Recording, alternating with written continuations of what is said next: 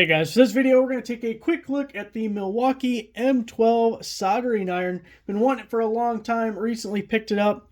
Now we're going to take a look at some of the features, and I also have this thermal imager because I want to turn it on and kind of see what it looks like with that. I want to see how fast it heats up, because one of my biggest complaints about my plug-in soldering iron that I've had forever is it feels like it takes a day and a half for it to reach full temperature. This says that it heats up in 18 seconds, so I figure we can take a good look at that and see if it does. Now you can get this two ways, as a tool only or as part of a kit. So let's hit those numbers real quick so everyone knows what we're looking at. When you get the tool only, the model is 2488-20. 20 at the end means you're getting tool only. Now, if you want to get the kit, it's going to be 2488-21, and you're going to get a battery charger and a case. The battery that's included is a little 1.5 amp hour battery, and then you also get a 12-volt charger. Notice this isn't the dual 12 and 18 volt, it's just an M12 charger for the M12 batteries there. Now we'll take a quick look at this, and then we'll plug it in or put the battery on it. If you don't have to plug it in, it's cordless, and see how it works. Also, by the way, you get two tips. You get pointy tip, you get chisel tip. And to change them out, you just release this collar, just unscrew it, pull this off, put the other one on, tighten it back down. One thing I really like about this, in addition to being cordless, I mean, how much extra portability do we get not having to have it plugged in anywhere? Also, my other one was, it was so light, and when it was plugged in, just the rigidity of the cord would like swing it around or tip it down so it wouldn't sit just right. And this, we'll be able to just plop it on a battery, especially if you end up going with a bigger battery. You get some Milwaukee batteries, if I have one within reach, with the, never mind the dirt and mud on that one, but with the bigger footprint, and then it can easily stand up. But a couple of features that I really like with this guy, we got this button right here. It'll lock into 3 different positions, so we can have it straight just like that. Push the button, bring it over, get about a 45 right there, or we can bring it all the way over pistol grip style. It locked in. And have a right angle there. So depending on our situation, what we're doing, it could be super comfortable or easy to use one of the different positions, which isn't something you get in just your basic soldering iron. We had our battery level indicator, kind of how all the M12 tools are with that 4 button there, or 4 light. And then we also have an indicator light, so we know when it's reached temperature, and also we'll know when it's cool enough that we can put it away and we don't have to worry about fire. The switch is a little bit goofy. I mean, it just goes up and it'll stay there. And then to bring it back down to the off position, you more press right here to release it. So it's a little clunky. It's actually not my favorite switch in the world, but we'll forgive them for it. And it's super lightweight. I mean, this thing is like nothing. So I think at one, it'll be better to do it like that. And then, oh boy, I don't know if will it stand, you think? Oh yeah, it'll stand good. I was worried about that. Well, that's another thing we learned. It's not too nose heavy that we could still do it like it. Look how easy that would be. Like, actually, you'd probably put it like this and go buzz. I don't think it buzzes like that, but okay. The camera over here turned off.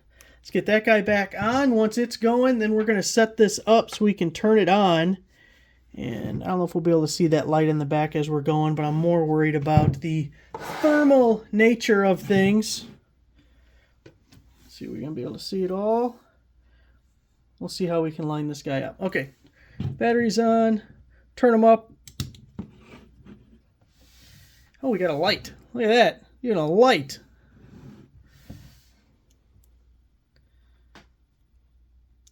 Says it heats up in 18 seconds. Oh, you know what? Duh, take the cap off the front. I was like, wait a second, why is this not? Ha! That was a good start. So I'm not sure what full temperature actually is, but you can see it getting hot right there. Up to 170, 180, 90,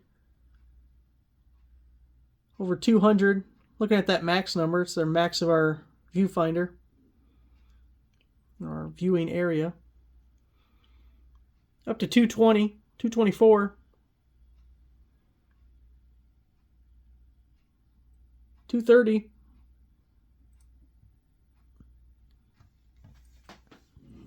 Got our green light on the back is turned on.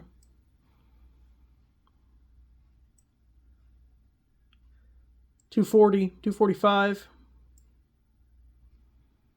See, how high do you think it goes?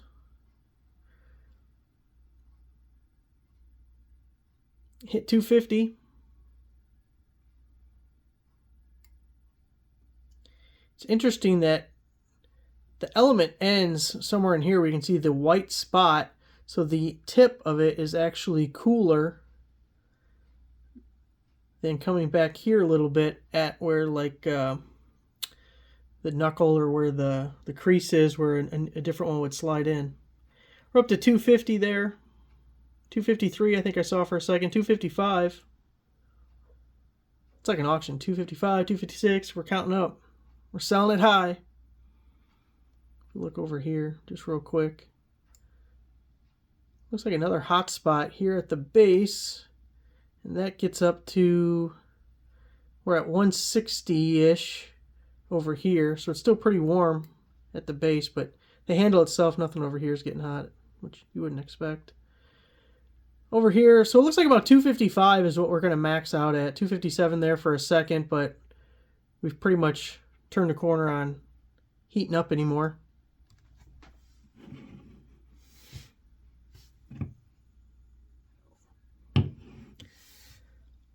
Now for the giggles of it, let's turn this thing off and see how long it takes to cool back down.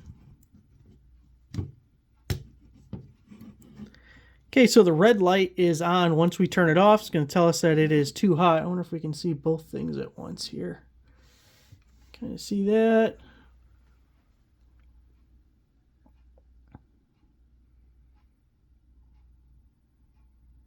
Cooldown might take a minute. I don't know if we're going to sit here for the whole time, but let's see. I'd like to see what temperature the red light turns off at. Might do a little splice and dice so you guys don't have to sit here and I do. Down to 230. 206. It's interesting how it hit 206. It's off, but yet the temperature is kind of buzzed around there for a minute and hasn't really cooled down from that point. Yeah, I think it's really kind of interesting that the max temperature in the screen is still hovering around 205 to 210.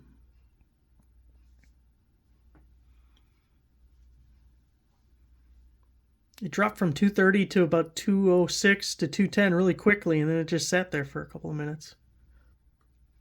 Let's see, 192. Light's still on. See if we can get a little deal right here. Let's see.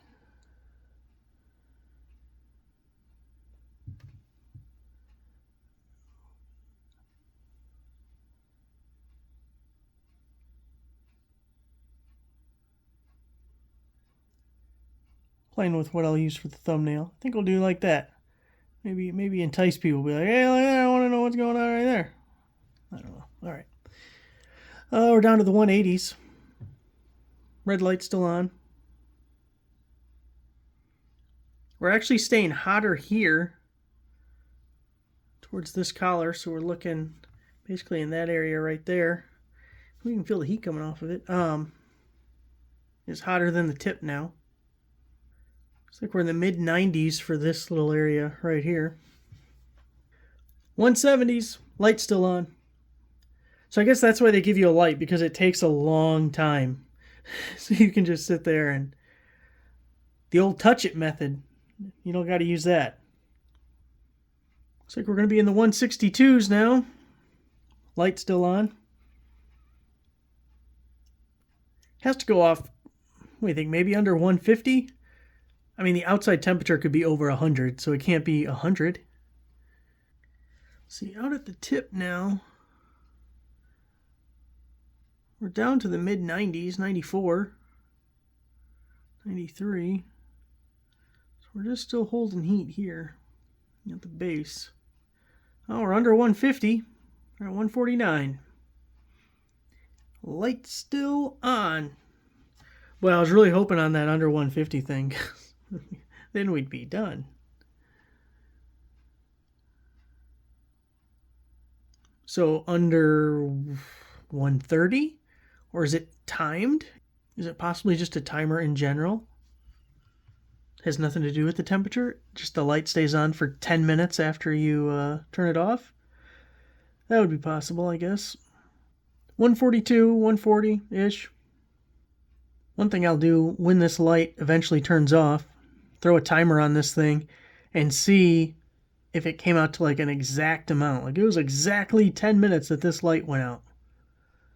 That would tell me it's more likely time-based rather than temperature-based. If it ends up being like 9 minutes and 43 seconds, then it's probably temperature-based. And something might actually say somewhere, I didn't read about it at all. It may say somewhere, oh, we're under 130. We're at 129 now. But it takes a second for that light to come off. The answer might just be, it takes a second. A hot second. A long second. This light's lasting longer than your second marriage. Well, we're down to 120 degrees and the light's still on. So let's just say it has to be time-based, because there ain't no way it's waiting for it to get less than that. I'll let the camera keep running, and we'll see when this eventually turns off. Hey, the light turned off. Will you look at that? I was starting to think maybe it was on permanently. We got a full charge on the battery. Let's see, how long does that thing take? Does that take 18 seconds for that thing to stay on solid?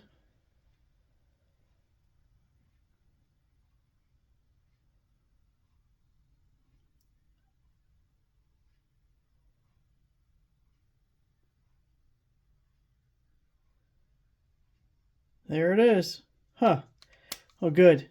Now I get to reset the timer for another however long that took. So there it is, guys. Thanks for watching.